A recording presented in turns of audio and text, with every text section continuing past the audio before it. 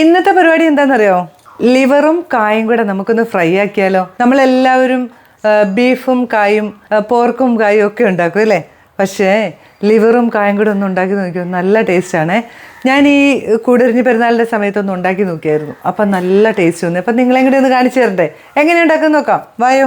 ആദ്യം തന്നെ നമുക്ക് ഈ ലിവർ ഒന്ന് വേവിക്കണം. 1/2 കിലോ ലിവറേ ഉള്ളൂ കേട്ടോ. അതുകൊണ്ട് 2 കായ എടുത്താൽ മതിയേ. നല്ലപോലെ കഴുകി വെച്ചിരിക്കുന്ന നമ്മുടെ ലിവർ. ഇനി ഇതിലേക്ക് 1/4 സ്പൂൺ കുരുമുളക് പൊടി, 1/4 സ്പൂൺ കാശ്മീരി മുളക് പൊടി, 1/4 സ്പൂൺ മഞ്ഞൾപ്പൊടി, പാകത്തിന് ഉപ്പ്, ഒരു ഇച്ചിരി ഇഞ്ചി വെളുത്തുള്ളി പേസ്റ്റ്. ഇത് പിന്നെ നമ്മൾ ചേർക്കുന്നുണ്ട്, അതുകൊണ്ട് കുറച്ച് മതി കേട്ടോ, ഒരു ഇച്ചിരി ചേർത്താൽ മതി.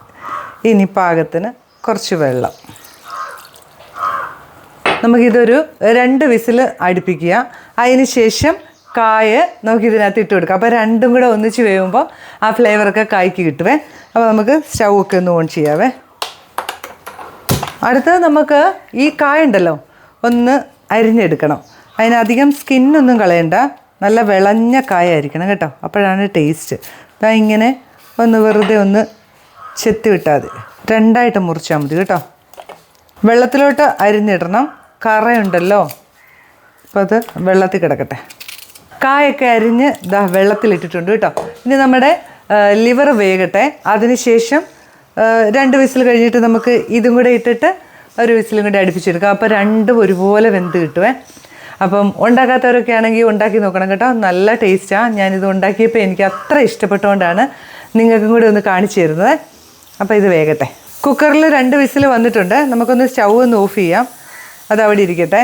ആ സമയം കൂടെ നമുക്കൊരു ചീനിച്ചട്ടി അടുപ്പ് വെച്ചിട്ട് നമ്മുടെ ഇതിനാവശ്യമുള്ള ലിവറിനും കായ്ക്കും ആവശ്യമുള്ള സവോളയും ചെറിയുള്ളിയൊക്കെ ഒന്ന് വഴച്ചെടുക്കണ്ടേ. ഞാൻ കൂടുതലും ചെറിയുള്ളി എടുത്തേക്കുന്നത്. ഒരു 150 ഗ്രാം ചെറിയുള്ളി ഉണ്ടാവും, പിന്നെ ഒരു ചെറിയ സവോള, കുറച്ച് കറിവേപ്പില, പിന്നെ വേണ്ടുന്നത് നമ്മുടെ ലീഫി കേരള ആനിയമ്മ തന്നിട്ടുള്ള നമ്മുടെ കാന്താരിപ്പൊടിയാണ് കേട്ടോ. അത് വെച്ചിട്ടാണ് നമ്മളിന്ന് ഇത് ഫ്രൈ ആക്കി എടുക്കുക. മറ്റുള്ള മുളക് പൊടിയൊന്നും ചേർക്കുന്നില്ല കേട്ടോ. ചട്ടി ചൂടായിട്ടുണ്ട്, ഇനി എണ്ണ ഒഴിച്ചു കൊടുക്കാം. ഇതിലേക്ക് നമുക്ക് കുറച്ച് ഇഞ്ചി വെളുത്തുള്ളി പേസ്റ്റ് ആദ്യം ഇട്ട് കൊടുക്കണം. പേസ്റ്റല്ല, ചതച്ചതാ കേട്ടോ. ഇതൊന്ന് പച്ചച്ചവയൊക്കെ ഒന്ന് മാറി വരുമ്പോൾ ചെറിയുള്ളി ഇട്ട് കൊടുക്കാം.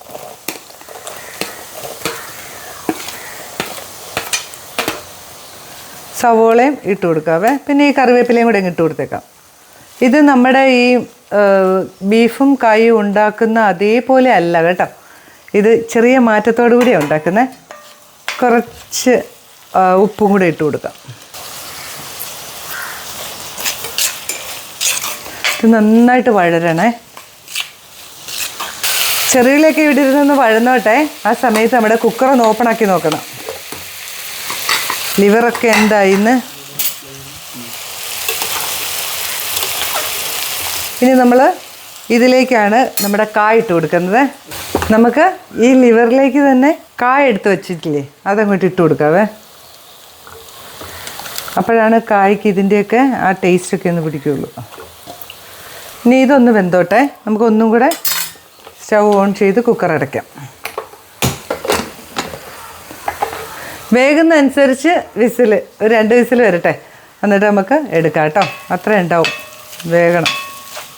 ചെറിയുള്ളിയൊക്കെ നല്ലപോലെ വഴന്നിട്ടുണ്ട് കേട്ടോ. അതിലേക്ക് നമുക്ക് ഒരു പിഞ്ച് മഞ്ഞൾപ്പൊടി ചേർക്കണേ. കുറച്ചേ ചേർക്കാവുള്ളൂ, അതിനകത്ത് നമ്മൾ ചേർത്തിട്ടുണ്ട്. പിന്നെ നമ്മൾ ചേർക്കുന്നത് ചെറിയ സ്പൂണിന് 1/2 സ്പൂൺ നമ്മുടെ മല്ലിപ്പൊടി, പിന്നെ ചേർക്കുന്ന 1 സ്പൂൺ ഗരം മസാല, ആനിയമ്മ തന്ന കാന്താരിപ്പൊടി. ഇതാണ് എരിവിന് ചേർക്കുന്നത് കേട്ടോ. നിങ്ങൾക്ക് വേണമെങ്കിൽ അവൾ അയച്ചു തരും, ഓർഡർ കൊടുത്താൽ മതി. നമ്പറൊക്കെ എല്ലാവരുടെയും അറിയാമായിരിക്കുമല്ലോ. എരിവിന് പാകത്തിന് ചേർത്ത് കേട്ടോ. അല്ലാതെ വേറെ ഒരുപാട് മസാലകളൊന്നും നമ്മൾ ചേർക്കുന്നില്ല, ഇത്രയും മതി.